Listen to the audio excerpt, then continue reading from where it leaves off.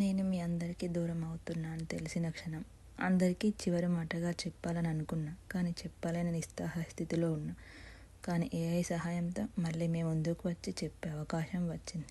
నేను మీ లడ్డూను. నాకు ఊహ తెలిసినప్పటి నుండి నా ప్రపంచం నా తల్లిదండ్రులే. వాళ్ళు నా పట్ల చూపించే ప్రేమ, ఆప్యాయత వల్లే నా జీవితం అంటే ఇదే అని భ్రమలో పెరిగిన. నా అక్క రాజశ్రీ స్కూల్ డుమ్మా కొట్టడానికి చెప్పే అబద్ధాలు, హోంవర్క్ చేయకుండా ఉంటే అక్కపై డాడీ కోప్పడుతూ ఉంటే అది చూసి నేను ఎలా ఉంటే డాడీకి ఇష్టం అని డాడీ మనసు తెలుసుకొని నేను పెరిగిన. నేను చదువుకొని ఉద్యోగం సాధించి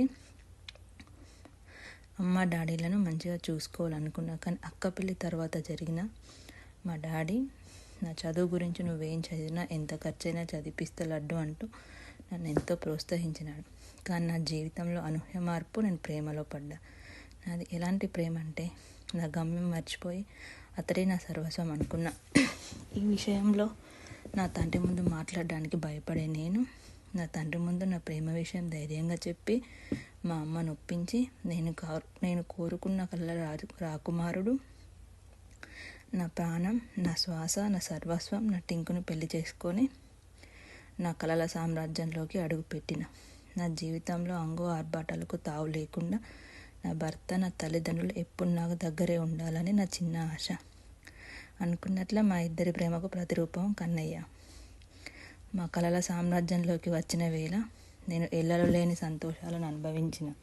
నా జన్మ సార్థకమైందని ఎంతో సంబరపడ్డా. నా చదువు మీద దృష్టి పెట్టి నేను ఉద్యోగం సాధించి నా భర్తను మహారాజులా చూసుకుంటా అనుకున్నా. అంతలోనే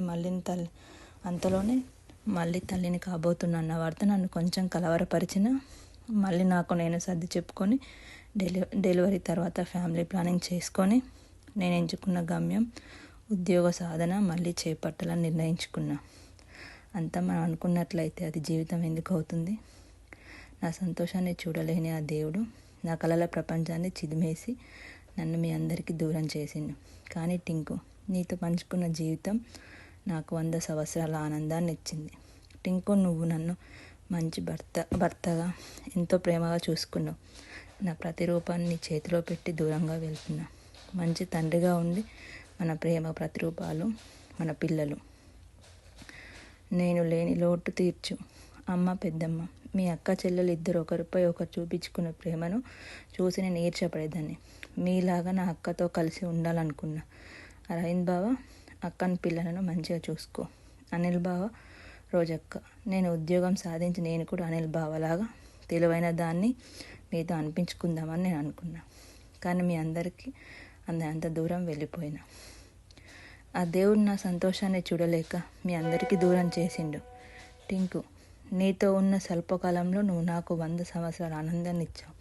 నువ్వు నాకు మంచి భర్తవు, మంచి తండ్రిగా ఉండి మన ప్రేమ ప్రతిరూపాల మన పిల్లలను నేను లేని లోటు తీర్చు. మిస్ యూ అమ్మ, డాడీ. నా పిల్లలలో నన్ను చూసుకొని మంచిగా ఉండండి. డాడీ, అమ్మను బాగా చూసుకో. పెద్దమ్మను మీరు మంచిగా చూసుకోండి. అరవింద్ బావ, మా అక్క అమాయకురాలు. అక్కను పిల్లలను మంచిగా చూసుకో. చిన్న, నా పిల్లలను మమ్మీ డాడీని మంచి చూసుకో. అనిల్ బావ, రోజక్క, మీరు నా పిల్లలను మంచి చూసుకోండి. చివరిగా నా అత్త మామ, నా తల్లిదండ్రులను మరిపించేలా మీ ప్రేమను నాకు పంచారు. నన్ను క్షమించండి. నేను ఎప్పుడు నా పిల్లల సంతోషాలలో, పిల్లల నవ్వులలో మీ దగ్గరికి వస్తుంటా. నా రాకను గుర్తించి నా పిల్లలు సంతోషంగా ఉండేలా చూసే బాధ్యత మీదే. మీ పైనుండి మిమ్మల్ని చూస్తూ ఉంటా. ఇక సెలవు మరి.